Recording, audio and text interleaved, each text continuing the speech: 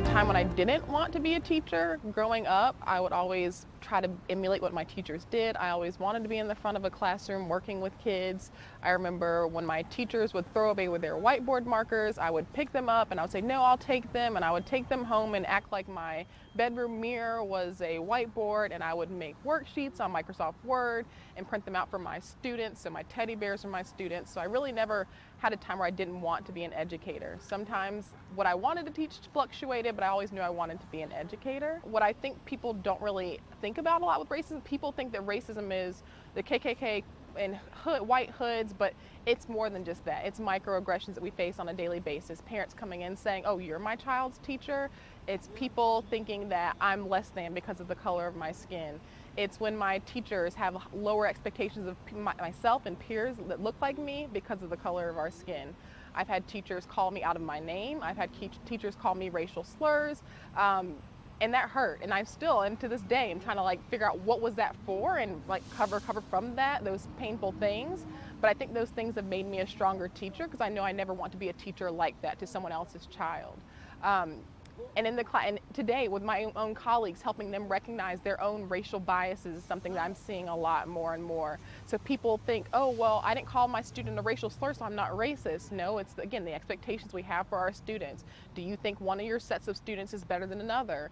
Do you clutch your purse when a certain group of your students walk by? When you're talking about virtual learning expectations, which we're about to go into, do you feel like some of your students aren't safe because they're in not safe homes? What do you mean by that? Saying things like broken homes, all those different euphemisms are really horrible and are really impact students of color especially negatively. Students of color are just as capable as white students, and as soon as we try to differentiate and say that these kids, that really hurts our students. All of our kids are our kids, and all of our kids are what we need to make sure we're focusing on, making sure they're learning and putting our best effort in for.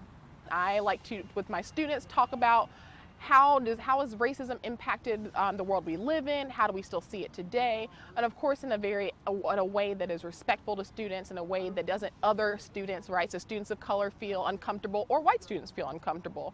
It's a way that we all can come together and have these really tough conversations. I call them courageous conversations. I've done a lot of reading and training on those, and so I've developed spaces for students to be able to have courageous conversations, as well as with their parents, so that we can make sure this work doesn't just happen in the classroom, it goes beyond, so that we can make a more equitable world for all people.